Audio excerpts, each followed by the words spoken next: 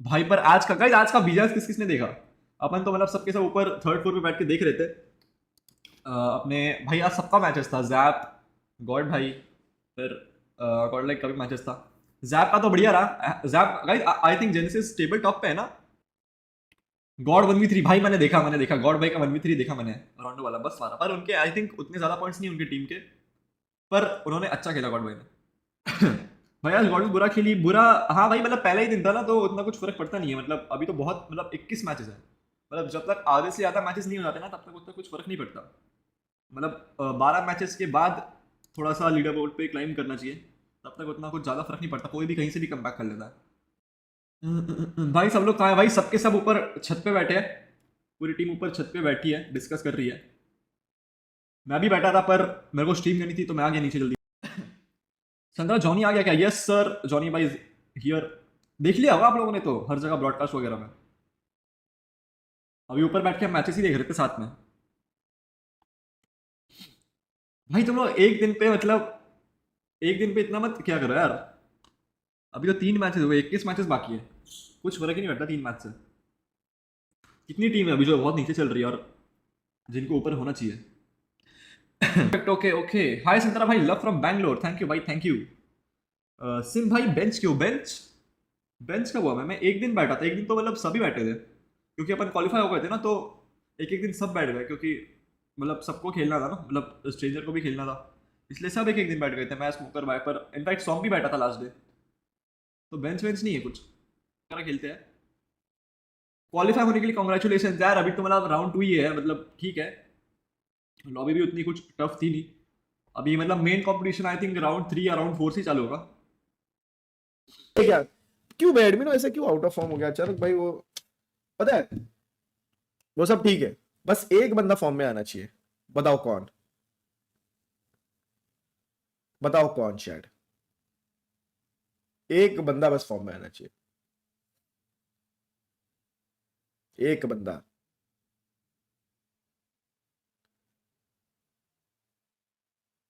मैं बताता हूँ। मेरे को पता था आप लोग क्या स्पैम करोगे, बट मेरे हिसाब से जितना मैं देखा हूँ, एक बंदा फॉर्म में आना चाहिए, वो एस पावर। पावर आना चाहिए फॉर्म में। अगर पावर फॉर्म में आ गया ना, फॉर्म में तो वो है ही, 3 tournament back to back MVP. But अगर एस पावर अभी फॉर्म में आ गया ना, वो बंदे में इतना कैलिबर है ना, मैं तुम्हें बता रहा हूँ कि वो बंदे को तुम बस सपोर्ट करो फिर। वो बंदे में इतना कैलिबर है ना, वो तुम्हें चैंपियनशिप जिता देगा, क्योंकि वो चैंपियनशिप प्लेयर है। उसको मतलब उसको वो आदत है जीतने की, क्योंकि उसने खेल रखा है। उसने जब मानिया के साथ ब्लाइंड से खेला था, तब भी वो एमवीपी बना था बीएमपीएस का। उसने पूरा सिंगल हैंडेडली मारा, बस बाकी प्लेयर्स का भी रोल था सपोर्ट करने में। बाबू जब जीता, तब उसने सिंगल हैंडेडली मारा, पूरा सिंगल हैंडेडली। आपको याद है ना, मेरा मार में एक बार 10 किल निकाल दिया था, सोल को 1v4 करा था यूएमपी से, जबकि सामने एस्ट्रेल के था। वहां से फिर उनका कमबैक आना स्टार्ट हुआ। सिंगल हैंडेडली उसने बाबू को जिताया। मतलब उसमें वो कैलिबर है, उस बंदे को पंप रहना चाहिए, वो बंदा मारना चाहिए। वो मारेगा नहीं एक मैच 5-6 किल, वो पंप होगा ना, वो सिंगल हैंडेडली गॉडलाइक को जिता सकता है चैंपियनशिप। बस वो बंदे को पंप होना चाहिए, क्योंकि उसको पता है what it takes to be a champion. उसको पता है कि ट्रॉफी चेस करना है, समझ रहे हो आप? तो वो बंदा, कोई वेक्सटी के लिए बीजीएस में अकेला मारता था पूरी हाँ, वो अकेला ही जीता है भाई ट्रॉफीज। तो उसमें उतना वो कैलिबर है कि वो अकेले ट्रॉफी जिता सकता है। बस वो बंदे को तुम पंप रखो, वो बंदे को एकदम, जो भी है वो पंप है, जीत जाएंगे, ट्रॉफी जीत जाएंगे। भाई साहब, मजाक में भी नहीं बोल रहा, अगर वो बंदा पंप रहेगा ना, तो ट्रॉफी जीत जाएंगे। अपनी और को भी सपोर्ट कर ले। अरे अपनी और को तो तेरे लोग क्या घंटा सपोर्ट करेंगे, तो वो तो खेले। उसको पता नहीं गॉड लाइक में आके ही ऐसा परफॉर्मेंस डाउन हो जाता है। भाई परफॉर्मेंस डाउन तो नहीं हुआ उसका भी।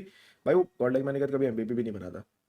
ये टाइम वो कर्स भी ब्रेक हुआ, बना 3, वो भी 3 बना। बस ऑफिशियल वाला भी ब्रेक हो जाए, क्योंकि ऑफिशियल हुआ आई गेस दोनों बार आया था गॉड लाइक, और दोनों बार ऑफिशियल क्वालिफाई नहीं कर पाया। तो अगर ये टाइम अगर जाती है, और ये टाइम बहुत हाई चांसेस है कि गॉड लाइक फाइनल्स जाएगी, जाती है, तो I don't think so anyone can stop them. मजा नहीं आया। जॉनी पिक करके मारता तो इजी डेड था लास्ट बंदा। अरे भाई वो 2 फिंगर का उधर ही डिफ हो जाता है थोड़ा। 3-4 फिंगर रहता तो पीक करके देता। नदर एजेस से शायद वो जोन के अंदर आने की कोशिश करें।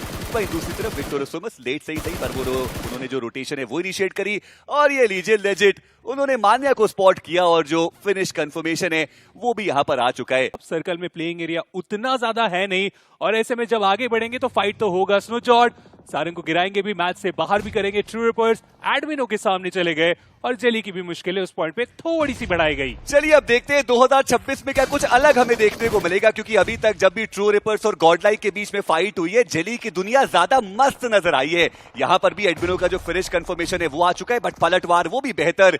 कियो रॉनी दोनों डाउन है और ऐसे में हाइड्रो वो बचते अब एकमात्र खिलाड़ी, वो ग्रेनेड जाएगा। रॉनी क्या उनको रिवाइव मिल सकता है, देखने वाली बात। एक और फॉलो अप ग्रेनेड आया, ये ग्रेनेड कंपैरेटिवली बेहतर, बट वो भी बस स्प्लैश डैमेज ही दे करके जा पाया।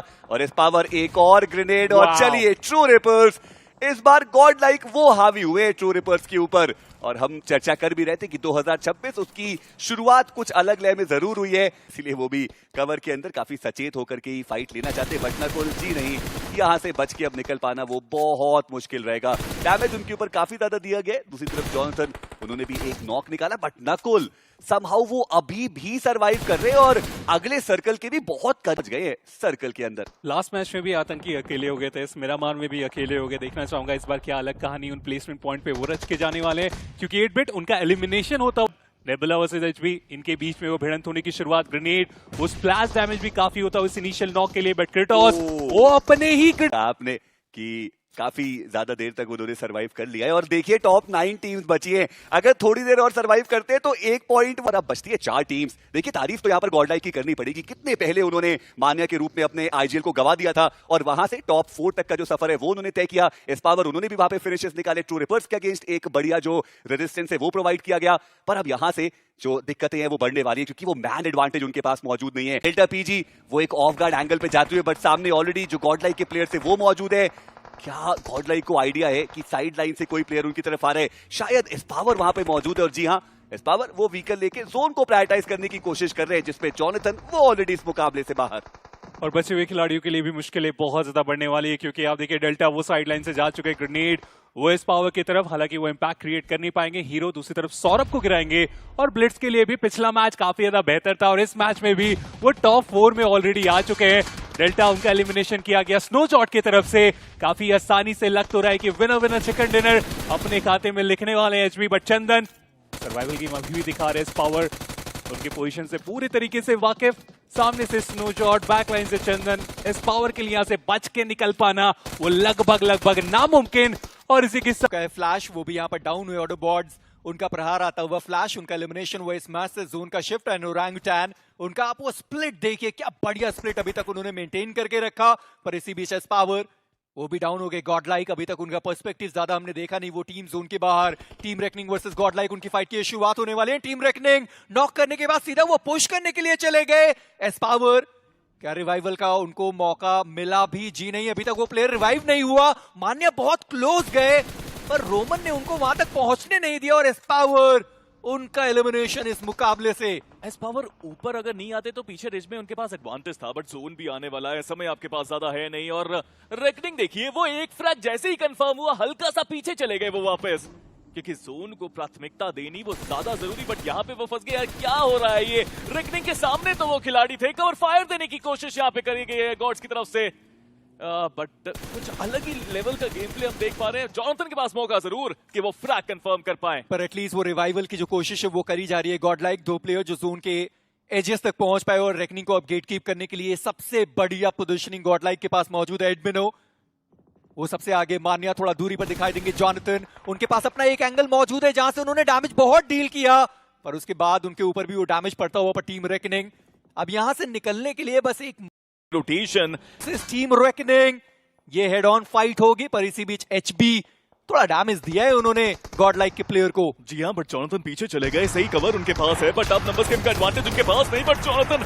एक प्लेयर को शानदार तरीके से डाउन किया और कवर फायर वो भी मजेदार आया। जॉनथन आखिरी प्लेयर बचे हुए, जिगल करने की कोशिश, बट रेकनिंग इस फाइट को वो जीते, बट किस कीमत पर? सिर्फ 2 प्लेयर्स अब उनके पास है।